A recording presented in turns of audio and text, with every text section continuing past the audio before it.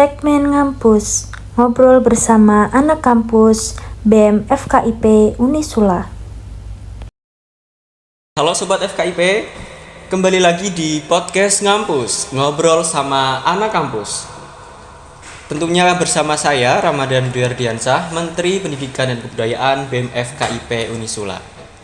Nah teman-teman, pada podcast kali ini kita akan membahas tema yang spesial, yaitu EduTalk, ngobrol santai tentang pendidikan bersama Presiden BEM FKIP Unisula. Nah teman-teman sekalian, pada kesempatan kali ini sudah hadir di tengah-tengah kita narasumber kita yang luar biasa. Dan kita sambut Presiden BEM FKIP Unisula, Mas Muhammad Jindarti Afi. Terima kasih Mas Rama ya. Sebelumnya Perkenalkan, nama saya Muhammad Jindarti Afi, sering dipanggil Yafi. Aku sendiri dari FKIP, tepatnya itu Prodi PPSI di semester 6 Mas Rama. Oke. Asal saya pun dari Semarang sendiri, Warlock lah. Warga lokal Semarang Iya. ya Mas ya. Jadi ini teman-teman mahasiswa yang misalnya ada kepentingan mau tanya-tanya, bisa langsung ke rumah ya Mas ya. Bisa, boleh. Oke. Nah Mas Yapi, pada kesempatan kali ini kita akan membahas tema yang tentunya sudah sering kita jumpai ya, karena kita juga merupakan mahasiswa pendidikan ya, mahasiswa keguruan. Nah sebelumnya menurut Mas Yapi sendiri pendidikan itu apa sih Mas? Pendidikan sendiri itu adalah sebuah acuan untuk orang-orang berprestasi dalam hal tersebut, untuk mengembangkan dirinya juga. Itu pun juga bisa jadi kompetensi buat dirinya sendiri gitu Mas. Oke. Kemudian yang kita ketahui sekarang ya Mas, pendidikan di Indonesia itu belum merata.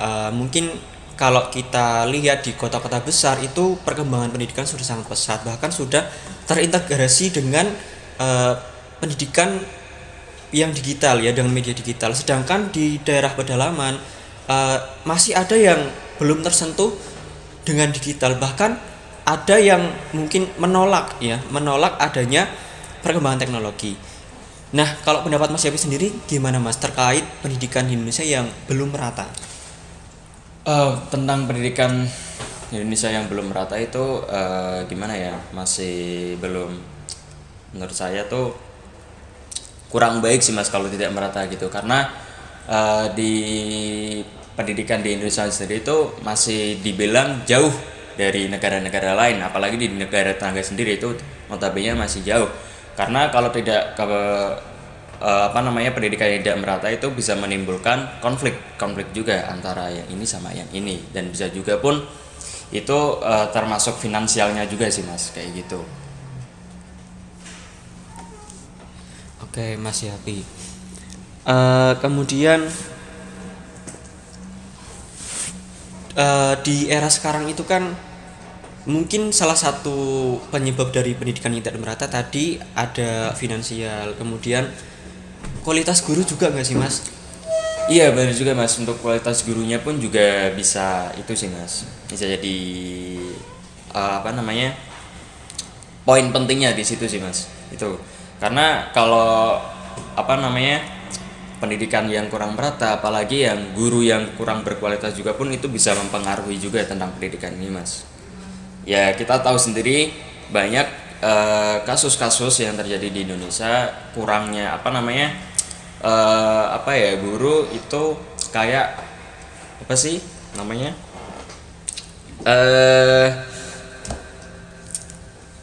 Jawanya nyeleneh buat sekolahnya, entah dari murid-muridnya juga kayak dibiarkan aja, kayak yaudah kasih tugas-tugas aja kayak gitu.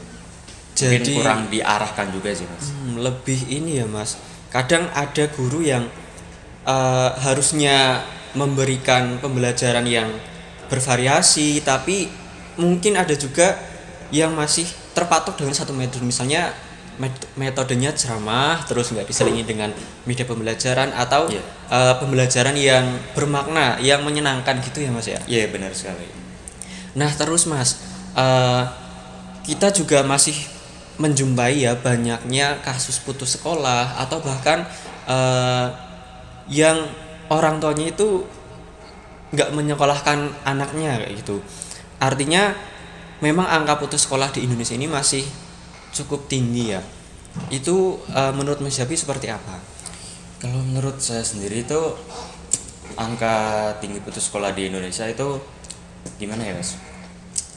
Itu dari finansialnya sih Mas. Terkadang dari finansialnya sendiri, dari orang tuanya, entah dari anaknya sendiri pun juga bisa kayak lebih, oh kayaknya orang tua aku finansialnya segini, aku seharusnya membantu orang tuaku gitu juga.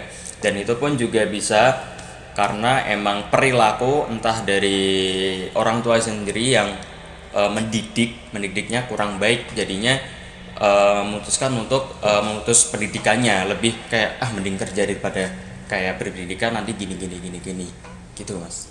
Berarti itu ada faktor eksternal, terus mungkin faktor internalnya juga dari motivasi anaknya ya Mas. Iya, benar sekali. Kadang ada anak yang merasa sudah cukup dengan kemampuan yang dimilikinya. Jadi misal nih ada yang aku udah sampai SMP aja, nanti setelah SMP langsung kerja biar bisa ngasilin duit gitu ya Mas ya. Sekali. Pola pikir gitu ya Mas ya. Pola pikir juga. Dan itu pun yang sering saya temui ya di di pelosok-pelosok juga pun atau di desa-desa ya. Itu kadang doktrin dari orang tuanya tuh kayak yaudah kamu selesai selesai SMP atau SMA kamu langsung kerja saja, nggak usah lanjut ke jenjang pendidikan yang lebih tinggi. Biasanya gitu doktrin dari orang-orang tua terdahulu gitu Mas. Iya. Dan juga mungkin ada teman-teman yang berpikiran bahwa bisa kok tanpa sekolah tinggi kita jadi orang sukses gitu ya. Memang hal itu ya tidak salah ya. Tapi kita lihat kembali lagi berapa persen orang yang sukses tapi tidak dengan menempuh jalur pendidikan atau tidak sekolah. Masih banyakan yang sukses tanpa pendidikan atau banyakan yang sukses dengan pendidikan. Karena itu kan menjadi sebuah perdebatan mungkin ya Mas ya. Benar sekali, Mas. Di medsos juga banyak sekali yang pendapatnya seperti itu. Jadi ada yang menyepelekan, loh kamu kuliah sampai sarjana nanti ujung-ujung nganggur. Nah, gitu kan pola pikirnya itu salah, padahal kita kuliah, kita sekolah itu tujuannya untuk menuntut ilmu kan. Benar ya Mas. sekali, Mas. Masalah nanti mau melanjutkan karir, atau misalkan yang perempuan udah kuliah tinggi-tinggi tapi ujung-ujungnya di dapur atau jadi ibu rumah tangga. Nah, itu kan sebuah pilihan, dan mungkin para wanita yang menjadi ibu rumah tangga nantinya akan berbeda, yang mengenyam pendidikan dan yang tidak berpendidikan gitu ya Mas ya. Benar sekali Mas. Itu pun juga SDM yang di Indonesia sendiri pun itu mempengaruhi juga Mas. Kan tahu sendiri kan yang di media sosial pun juga di komentar-komentarnya pun juga itu ngawur banget sih Mas. SDM-nya tuh keterlaluan banget sih Mas.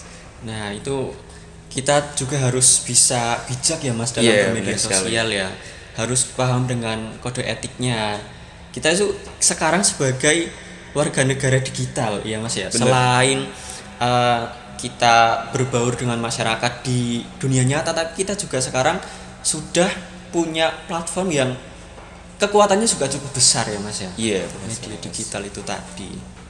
Nah, kemudian Mas, yang sedang ramai juga nih baru-baru ini di media sosial ada sebuah fenomena di mana institusi itu mengeluarkan kebijakan kenaikan UKT Mas. Itu UKT-nya bisa naik sampai berkali-kali lipat gitu ya, sampai pada terperanjat, terkaget-kaget, mabanya pada protes. Dan kemarin kalau nggak salah akhirnya dibatalkan ya Mas kebijakannya ya. Itu seperti apa pendapat Mas Yapi? Kalau dari pendapatku sendiri itu mungkin ada entah itu dari permainan dari atasnya atau gimana ya, mungkin mungkin dari pihak institusi tertentu atau univ tertentu gitu ya, mungkin ingin menaikkan kualitas dari entah dari fakultasnya, dari prodinya juga. Itu mungkin bisa menjadi tolak ukurnya juga Mas, atau enggak emang ada maksud tertentu buat menaikkan hal tersebut Mas gitu. Tapi kalau misalkan UKT-nya naik setinggi itu, menurut Mas Yapi wajar nggak sih? Itu gak wajar banget sih. Mungkin ada bilang tikus di balik. Ya, gitulah Mas.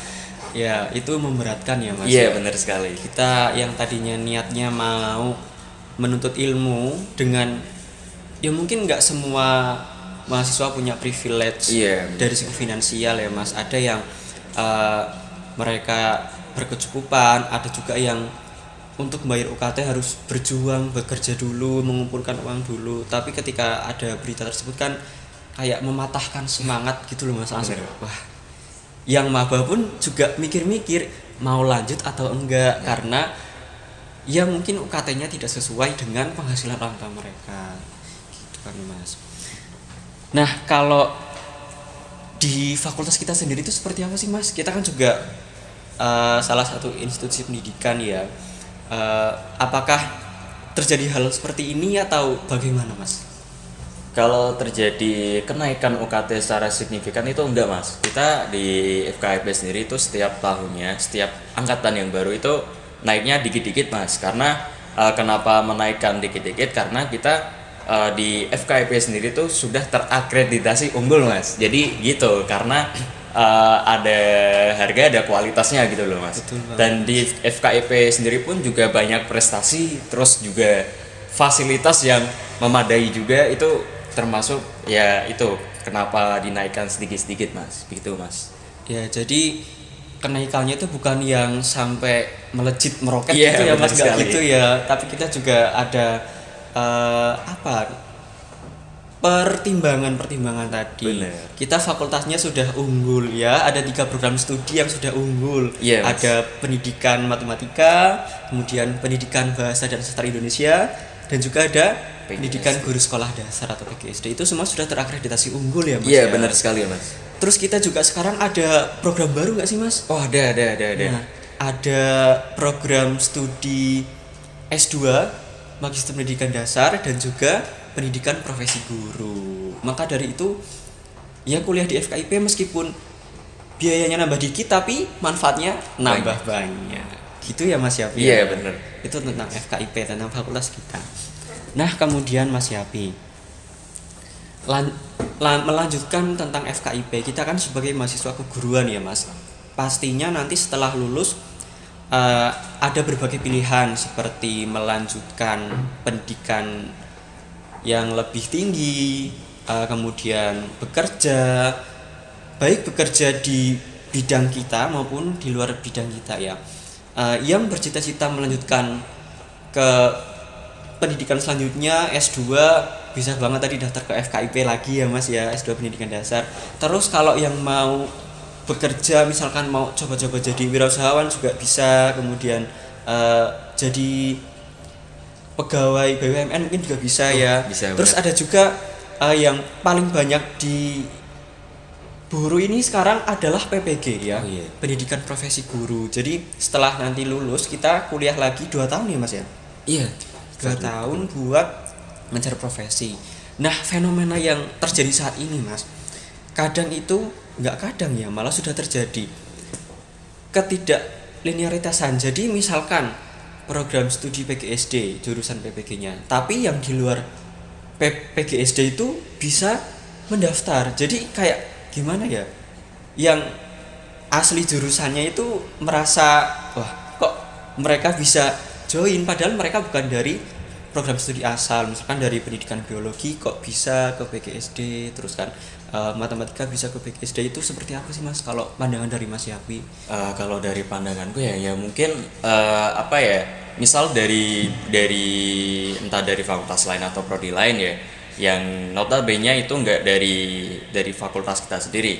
Mungkin itu kayak dari mereka kayak wah ternyata aku suka kayak pembelajaran begitu. Mungkin bisa jadi kayak minatnya tuh lebih ke situ, dan itu tidak menutup kemungkinan sih Mas, bisa bisa jadi dari fakultas lain pun bisa kayak mengembangkan dirinya di PBG juga atau menjadi guru yang lebih baik. Mungkin itu bisa aja terjadi Mas.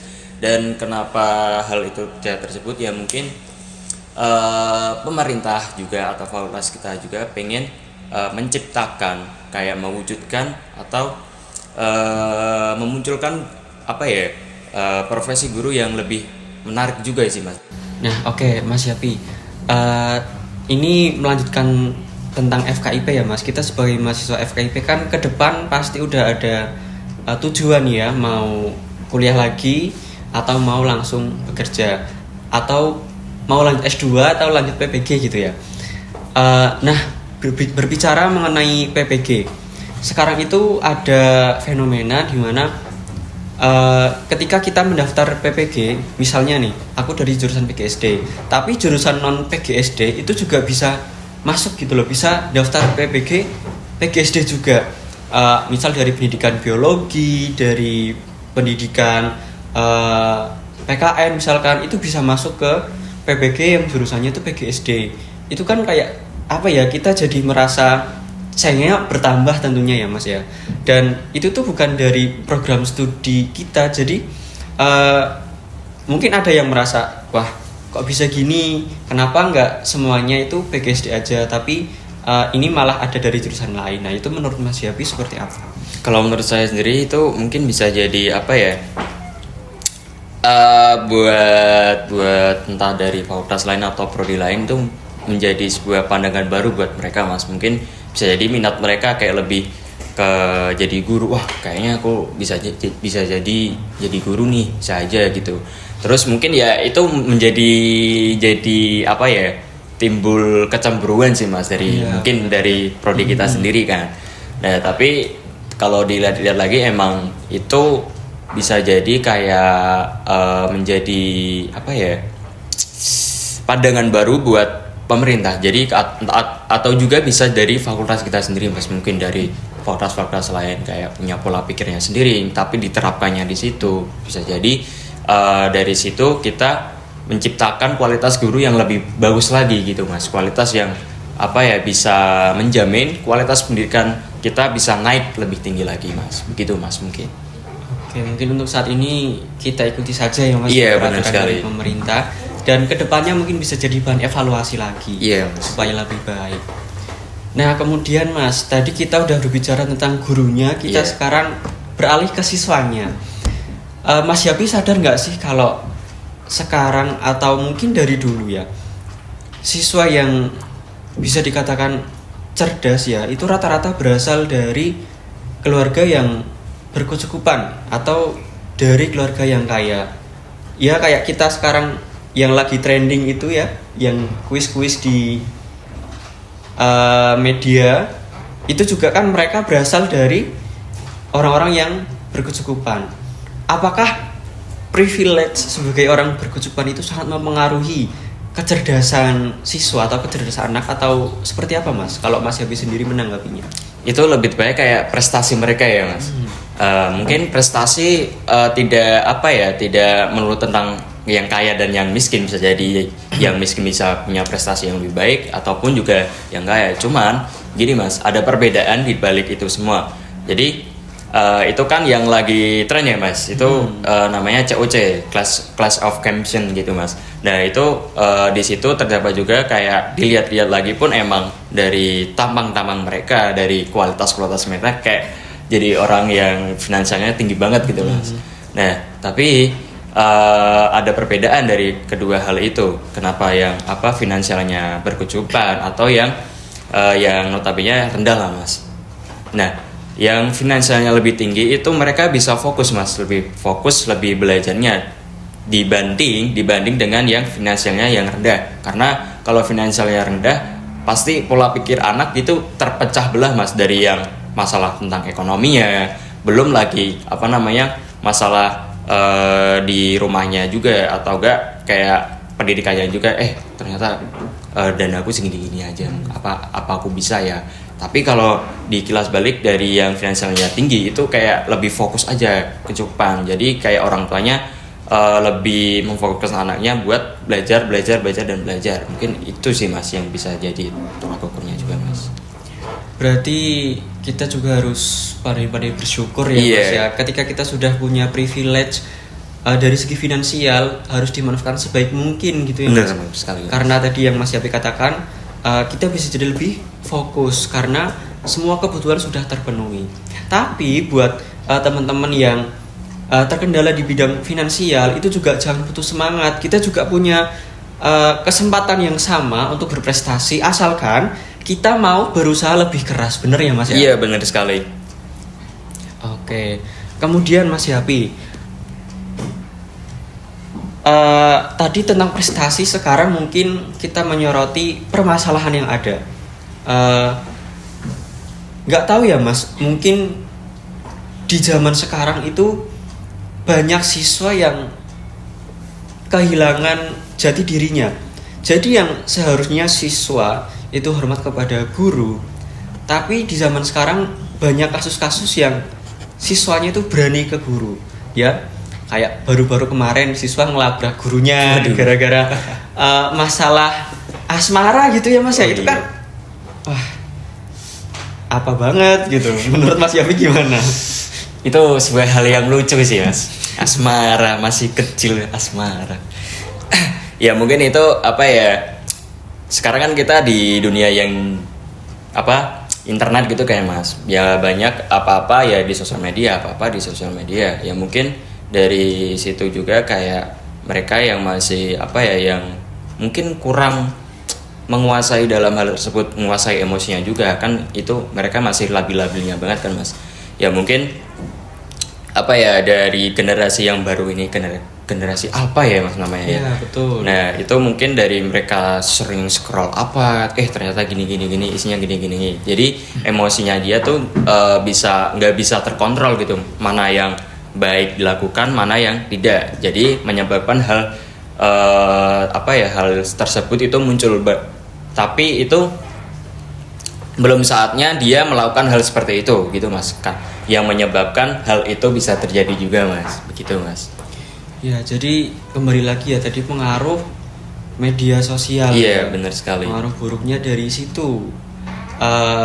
Kita juga harus mawas diri ya. Kita harus selektif dalam benar sekali Mas. Bermedia sosial, karena nggak semua konten itu bisa kita konsumsi, dan jangan sekali-kali itu menelan mentah-mentah sebuah informasi apapun itu ya, baik di media sosial ataupun informasi yang lain, karena kita itu harus pandai dan bijak ya dalam memilih informasi. Benar sekali Mas. Dan apalagi kan kita sendiri pun juga terkadang seperti itu Mas. Misal kita membaca sebuah kalau di Twitter itu tweet atau ya entah tweet orang gitulah. Misal dia kayak mencela sesuatu dan kita diri kita kayak seakan-akan itu kayak iya ternyata gini. Ternyata terus kita juga ikut dalam emosi tersebut. Jadi kita pintar-pintar mengontrol emosi aja sih Mas. Itu. Ya, mungkin nggak hanya buat kita aja, tapi buat semua ya. Harus bisa introspeksi diri lagi supaya kita itu bisa memanfaatkan media dengan bijak gitulah, biar nggak disalahgunakan ke hal yang buruk. Salah satunya tadi ngaruhnya ke moralnya siswa yang harusnya menghormati gurunya malah berani ke gurunya. Ya, kita juga sebagai mahasiswa keguruan mungkin udah siap-siap dari sekarang ya, bahwa besok itu kita mengajar generasi yang bukan generasinya yang harus patuh ke kita, tapi kita itu juga harus bisa menciptakan mereka yang kreatif, mereka yang aktif, dan mereka itu paham dengan apa yang mereka lakukan, nggak semata-mata mereka patuh dengan perintah kita aja gitu ya. Oke, seru banget ya Mas ternyata ya pendidikan zaman sekarang ya, dan tantangannya pastinya buat kita semua ya, nggak hanya kita sebagai mahasiswa pendidikan ya, tapi orang tua juga dan semua lapisan masyarakat, karena orang tua juga sangat berperan penting kan ya Mas dalam pendidikan anaknya. Ketika orang tuanya care, mungkin anaknya juga akan lebih terarah ya pendidikannya. Sekali, Mas. Tapi ketika orang tuanya mohon maaf kurang kesadarannya tentang pendidikan, ya anaknya akan lebih harus lebih effort lagi kalau mau pendidikannya lebih baik gitu ya Mas Yapi ya. Oke teman-teman semua, tadi kita sudah membahas banyak tentang pendidikan bersama Mas Yapi ya. Terima kasih Mas Yapi. Mungkin dari pembahasan tadi bisa saya simpulkan bahwasannya pendidikan itu merupakan senjata yang paling ampuh bagi suatu bangsa untuk maju ya.